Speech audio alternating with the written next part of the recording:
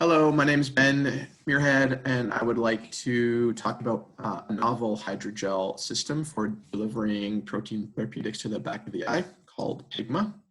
So POEGMA stands for polyolignoethylene glycol methacrylate, and it's a hydrogel that's made up of short and medium oligomers, which are polymerized in a long chain with these little short oligomers kind of dangling off the pendants. And the truly interesting thing about this gel is that functional groups are incorporated, either hydrazide or azide functional groups, which form a hydrazine bond in situ. So the idea is that you have a two-component gel. This is pictured to be used through a double-barreled syringe, and the two precursor components mix in the syringe when it through injection, and then the gel can form in situ through biologically orthogonal click reaction.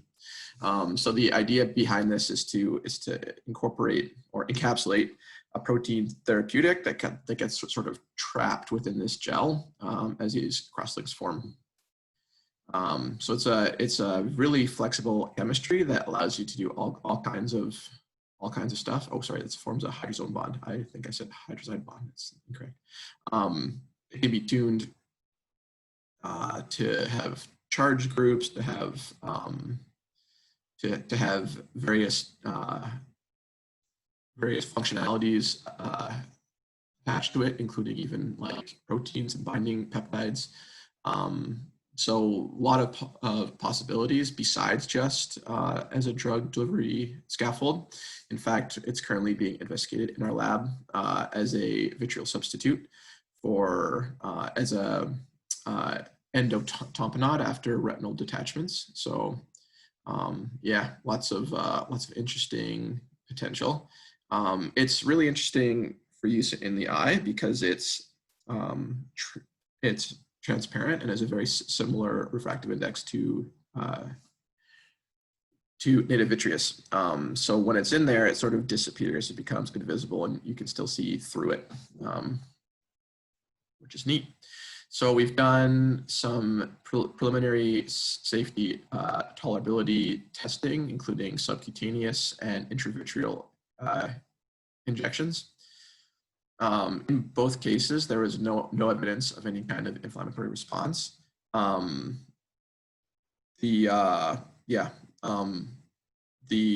picture on the bottom, or the bottom row there, shows a injection into the rat vitreous. You can see that by changing the focal distance of the microscope we're using to look at its fundus, that the gel disappears, and you can see right through it, confirming how transparent it actually is once it's in there.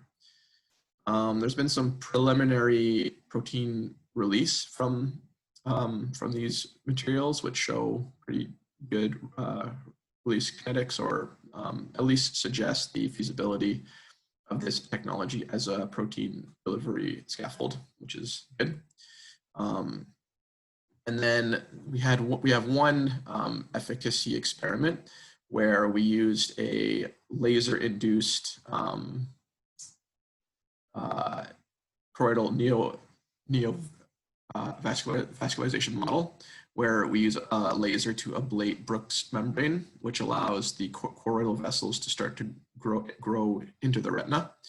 And then we can treat that condition with an anti-VEGF drug, or an anti-VEGF protein, which will stop this ingrowth of choroidal vessels if it's in there and functioning.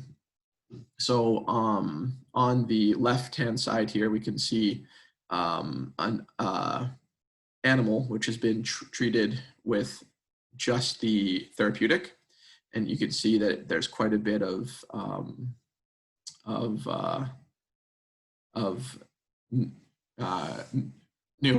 neovascularization when this animal was challenged with a laser 39 days after it was given a dose of Avastin. But on the right-hand side, you can see that when that Avastin was combined with our scaffold, and the scaffold was implanted in the vitreous, that this bleb this lesion is much smaller, indicating the drug was effective over a longer time scale. So that's sort of an N of 1, so it's not conclusive or even necessarily that convincing, but it does indicate that there might be potential here. And obviously more experiments will follow up. Yep, so that's that. Thank you very much. Yeah.